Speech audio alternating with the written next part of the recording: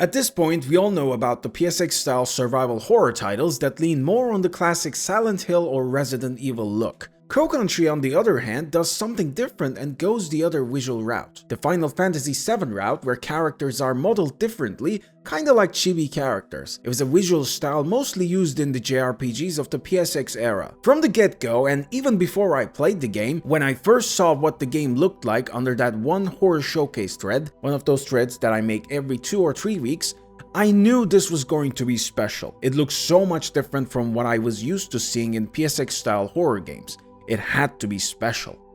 Hello everybody, my name is Surjan and today I'm going to help you decide if you should buy, wait for a sale, or simply ignore Crow Country, a new survival horror game by SFB Games. The game plays from a semi-fixed classic survival horror point of view. While the camera is fixed to a certain degree, you can dynamically move it around and see your surroundings. You're not just fixed to a single angle. You can't zoom in or zoom out, but you can do pretty much anything else. One thing I really liked about the gameplay of Crow Country is the overall responsiveness in its controls. Usually these types of horror games, especially the indie ones, suffer from clunky controls and floaty movement. Crow Country has neither of those. It's extremely responsive and the main character is so easy to control. She isn't designed to give you an absolute brain aneurysm. She's clearly designed by people who play and love video games. The main character Mara is able to move pretty fast when there is danger, and she's perfectly capable of defending herself against otherworldly threats.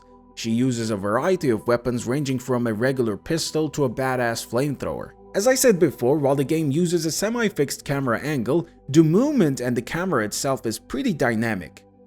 This also shows itself during combat.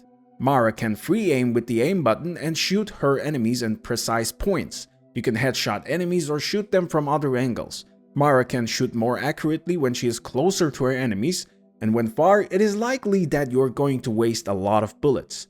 This way, Crow Country makes sure that you take a good amount of risk when necessary to keep the tension on a good level. And speaking of combat, Crow Country has a pretty big roster of enemy types for a game of this caliber.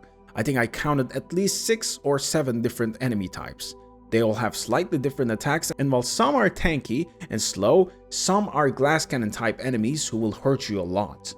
And just like most other survival horror games, the game also gives you ample chance to avoid your enemies instead of trying to fight everything, which makes sense because this is a survival horror game after all, and your resources are scarce. If you just run and gun everything in your way, you're gonna run out of ammo pretty quickly. So be mindful with your resources and avoid combat whenever possible. Another well-known feature of the survival horror subgenre are its puzzles. Crow Country has tons of them. These are actually well-designed puzzles that encourage you to think a little bit outside the box. Usually in survival horror games, I end up wanting to rip my face off because of how pretentious and boring most puzzles feel like. Not a single puzzle in Crow Country made me feel that way.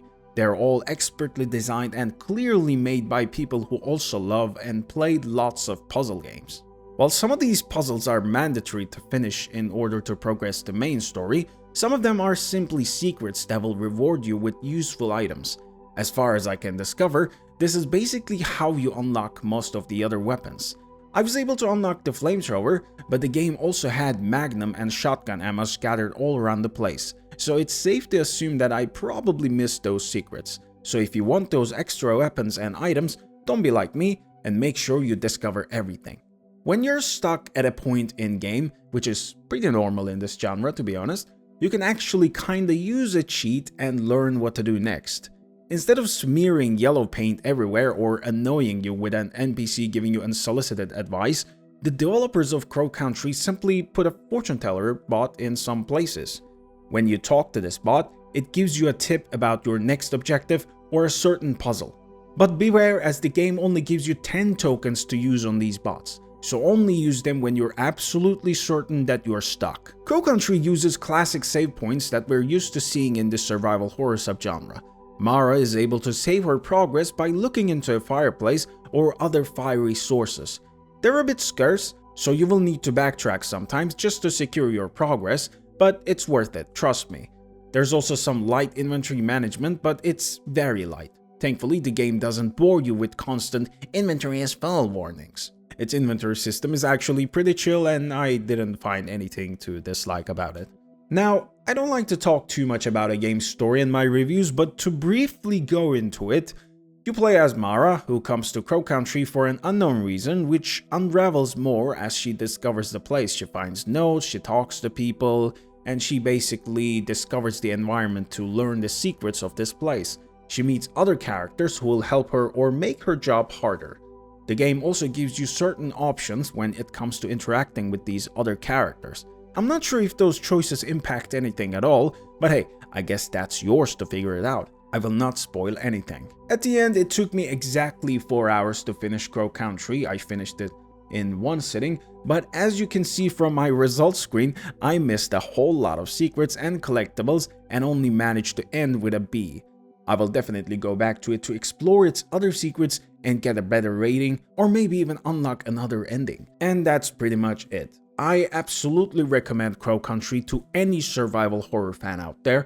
It's a beautifully made video game with some meticulously crafted gameplay mechanics and some of the best puzzles I've seen in recent years. Thank you all for watching this review, and please make sure to leave a like or subscribe if you haven't. I just recently started a podcast called Game Dev is Not Easy, where I chat with a different game developer in each episode. So far it has 2 episodes where I had a nice chat with Nate, the developer of Chasing Static and the upcoming Hollow Body, and Erdov, who's the developer behind the Faith, the Unholy Trinity series. Give it a listen and see if you'll like it.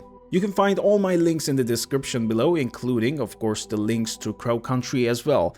Thank you for watching, and I will see you on the next one.